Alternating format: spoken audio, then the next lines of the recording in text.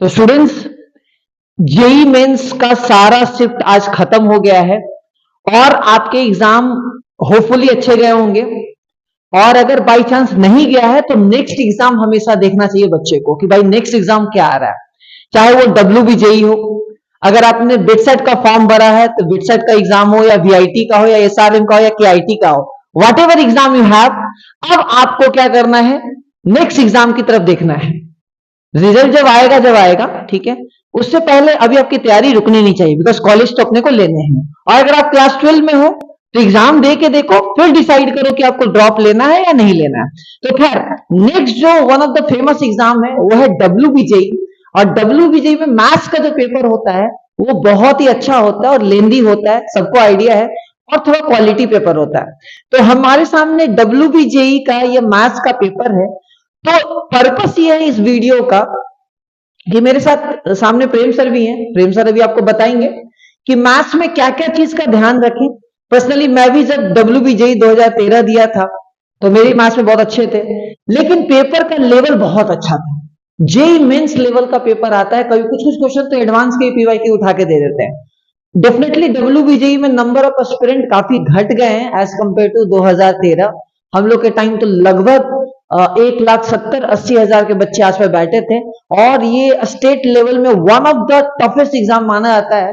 और हम सब कोटा राजस्थान में डब्ल्यूबीजेई के बारे में बहुत कुछ सुनते थे। तो मैं प्रेम सर को इनवाइट कर रहा हूं, वो आपको बताएंगे कि 15-20 दिन जो डब्ल्यूबीजेई का एग्जाम बचा हुआ है उसमें कैसे करना है, किन बातों का ध्यान रखना है, और जो आपने जेई मेंस कर रखा है उनको ही कैसे यूटिलाइज करना है। तो प्रेम सर,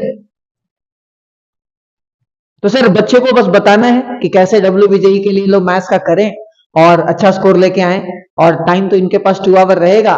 तो कैसे किया जाए, ये पेपर है अपना 2024 का, होपफुली हम लोग इनसे तो बना के 100 से निकाला था। तो सर बताएं कुछ। तो देख लो, मतलब तुम लोगों को, तुम अगर क्वेश्चन का पैटर्न देखोगे तो तुमको दिखेगा कि ज्यादातर जो क्वेश्चंस आता है ना हमारे पास, वो कैलकुलस से आता है। मतलब कैलकुलस का वेटेज बहुत ज्यादा है। तो स्टूडेंट्स को तो कैलकुलस में मस्ट, मतलब उसमें भी कुछ कुछ स्पेसिफिक चैप्टर्स में बता दे रहा हूं, जैसे कि लिमिट, फिर तुम्हारा एप्लीकेशन ऑफ डेरिवेटिव्स, फिर या तुम्हारा कंटिन्यूटी डिफरेंशिएबिलिटी से भी आता है, लेकिन उतना वेटेज उसका नहीं रहता है। बट तुम अगर इंटीग्रल कैलकुलस में जाओगे तो एरिया अंडर द कर्व, देखो ये एरिया का क्वेश्चन है, एरिया अंडर द कर्व, फिर ये increasing decreasing application of derivatives का क्वेश्चन है। ये सारे एरिया अंडर द कर्व, उसके बाद से डिफरेंशियल इक्वेशन, ये सारे चैप्टर्स तुमको बहुत अच्छे से क्लियर होने चाहिए। कैलकुलस पूरा भरा पड़ा रहता है, टेंजेंट्स एंड नॉर्मल्स का क्वेश्चन, उसके बाद से जो भी हो कैलकुलस। और उसके साथ जो फेवरेट टॉपिक है डब्ल्यूबीजेई का, वो है कोऑर्डिनेट ज्योमेट्री। कोऑर्डिनेट ज्योमेट्री तुमको बहुत अच्छे से आना चाहिए। कोऑर्डिनेट में उसका मतलब, अगर किसी स्टूडेंट का कोऑर्डिनेट क्लियर है ना तो उसका 20-22 मार्क्स तो ऐसे ही आ जाएगा। अच्छा, उसके बाद मैं और एक चैप्टर बोल रहा हूँ, बहुत स्टूडेंट उसको नेग्लेक्ट करके चला जाता है, वो है रिलेशन एंड फंक्शन। तो रिलेशन एंड फंक्शन का ना वो बहुत ही वेटेज कैरी करता है। लास्ट ईयर तुम देखोगे ना तो 13 क्वेश्चन आया हुआ था, मतलब फंक्शन से 9 क्वेश्चन और रिलेशन से 4 क्वेश्चन। तो ये सिर्फ रिलेशन एंड फंक्शन मिला के ही 13 क्वेश्चन हो गए हमारे पास। तो 13 क्वेश्चन आया हुआ था रिलेशन एंड फंक्शन से। तो स्टूडेंट को वो चीज का भी ध्यान रखना है। हाँ, ये क्वाड्रेटिक और सीक्वेंस सीरीज बेसिकली दूसरे चैप्टर्स के साथ इसका क्वेश्चन मर्ज करके आता है, लेकिन ऐसे भी कुछ क्वेश्चंस डायरेक्टली पूछ देता है, तो वो भी स्टूडेंट्स को बहुत अच्छे से क्लियर होना चाहिए। और साथ में वेक्टर 3D, ये कुछ चैप्टर्स अगर स्टूडेंट्स का अच्छे हैं तो वो अच्छा। ये और एक चैप्टर हमारे पास जो दिख रहा है अभी, कॉम्प्लेक्स नंबर का। तो ये कॉम्प्लेक्स नंबर का कुछ क्वेश्चंस है, देख लो। ये तुम्हारे पास मतलब sine theta plus cos theta whole to the power n का जो प्रॉपर्टी यूज होता है, मतलब वो डायरेक्ट आर्गुमेंट के साथ मल्टीप्लाई हो जाता है, ये वो वाला प्रॉपर्टी से क्वेश्चन आया हुआ है। फिर देख लो बेसिक, हाँ बेसिक क्वेश्चन है, देख लो लॉग का ये बेसिक क्वेश्चन है। ऐसा कुछ क्वेश्चन तुमको देखने को मिलेगा। क्लास 8 वाले देख रहे हैं, उनको सॉल्व कर लेना चाहिए। जो भी देख रहा है। और देखो ये क्वाड्रेटिक का एक क्वेश्चन है, कुछ नहीं, बस साइन के बारे में बताना है। साइन से तुम इसको आइडेंटिफाई कर पाओगे, ये तुम्हारा रूट्स कैसे आएगा। अच्छा, पीएनसी, ये पीएनसी भी बहुत अच्छे से स्टूडेंट को आना चाहिए, परमुटेशन एंड कॉम्बिनेशन, क्योंकि वहां से भी तुमको बहुत सारा क्वेश्चन मिलेगा। क्वाड्रेटिक से देखो तुमको बहुत सारा क्वेश्चन मिलेगा, क्वाड्रेटिक इक्वेशन से। तो स्टूडेंट्स को ये कुछ चैप्टर्स मैं बोल दूंगा, ये क्लियर रहने चाहिए एकदम। अच्छा, मैट्रिक्स डिटर्मिनेंट से कि तुमको क्वेश्चन देखने को मिलेगा काफी सारा।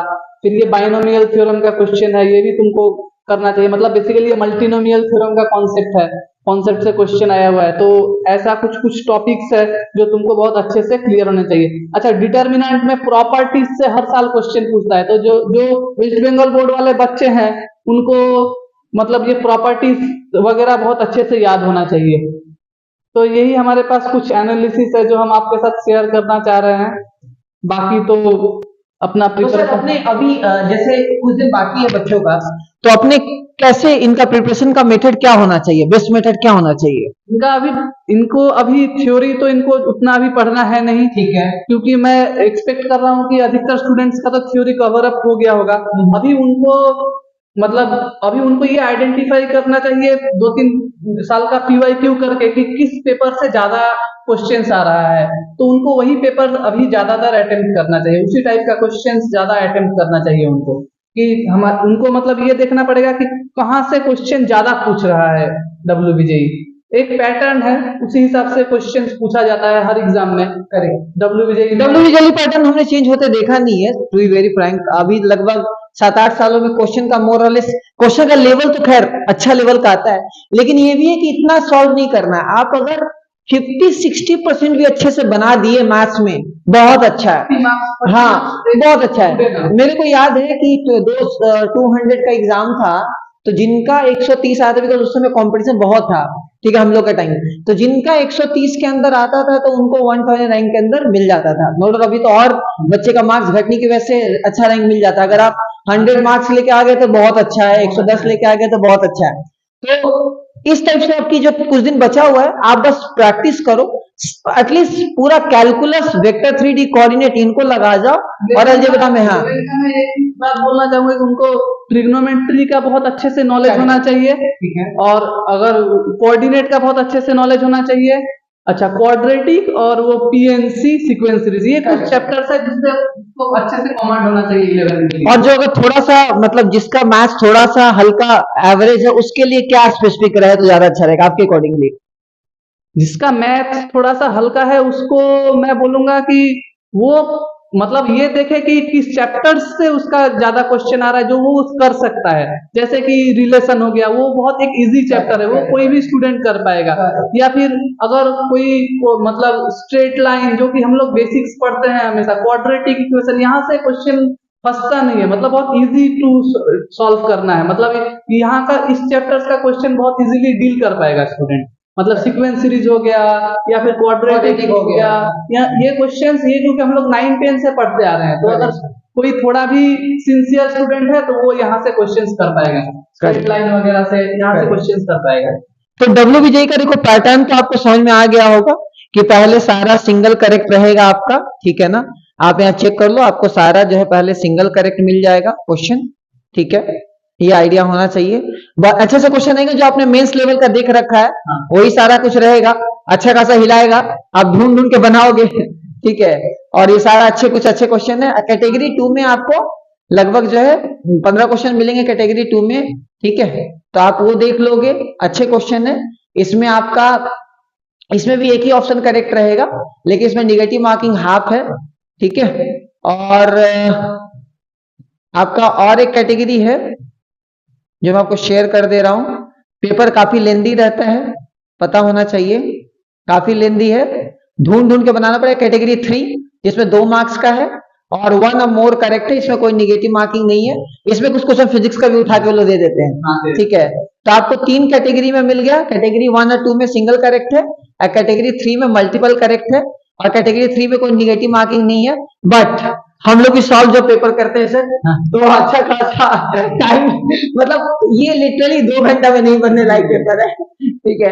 बट लेकिन एक स्टूडेंट को और एक बात का ख्याल रखना चाहिए कि कुछ कुछ क्वेश्चंस जो है ना, स्टूडेंट का ऐसा माइंड सेट हो जाता है कि कैटेगरी 2 या कैटेगरी 3 का क्वेश्चन मेरे से नहीं बनने वाला है, लेकिन कुछ कुछ क्वेश्चन बहुत आसान रहता है। आप इसी को निकाल सकते हैं, इसमें आप लेबनिज़ का फॉर्मूला अप्लाई करेंगे। अब ये भी देखो, पीरियोडिक का निकालना है, ठीक है? तो ये सब क्वेश्चन आसान है, बहुत आसान रहता है, मतलब स्टूडेंट को इसीलिए हर सेक्शन ट्राई करने में कोई हर्ज नहीं है। हाँ, ऐसा नहीं है कि मैं एक ही सेक्शन ट्राई करता हूँ बाकी नहीं करता हूँ, ऐसा नहीं है, क्योंकि उनको वो कैटेगरी 2 और 3 में भी बहुत सारा आसान क्वेश्चन मिलने वाला है। करेक्ट। तो WBJE मैथ्स के लिए गाइडेंस मिल गया होगा कि भाई जो तुम्हारा स्ट्रांग पोर्शन है उन्हीं को करो, PYQ बनाओ, और खास करके कैलकुलस से काफी क्वेश्चन आएगा, तो कैलकुलस थोड़ा सा भी स्ट्रांग है तो जम के लग जाओ। Correct sir. और एटलीस्ट क्वाड्रेटिक से तो 2-3 क्वेश्चन आना ही आना है, ट्रिग्नोमेट्री से 2-3 क्वेश्चन आना ही, एटलीस्ट उसको कर लो। ये सब भी कर लोगे तो 50% कवर हो जाएगा। करेक्ट। 7-8 क्वेश्चन आता है सारा चैप्टर्स मिला के, कंपाउंड एंगल, करेक्ट, उसके बाद से सॉल्यूशन ऑफ ट्रायंगल, उसके बाद से आपका ट्रिग्नोमेट्रिक इक्वेशंस, ये सब चैप्टर्स मिला के 6-7। हाँ, और ये मत कोशिश करना कि पूरा का पूरा बनाने का, भाई अगर घर में प्रैक्टिस कर रहा है तो 2 आवर में अगर तुम्हारा 60% 70% बन रहा तो बहुत अच्छा है, ठीक है, तुम फोड़ने वाले हो। 40% 50% बन रहा तो ठीक है, खराबी नहीं है, ठीक है। तो ठीक है सर, कुछ बोलना है बच्चे को, फिर एंड करते हैं फिर। चलो फिर, चलो best of luck, take care, bye bye.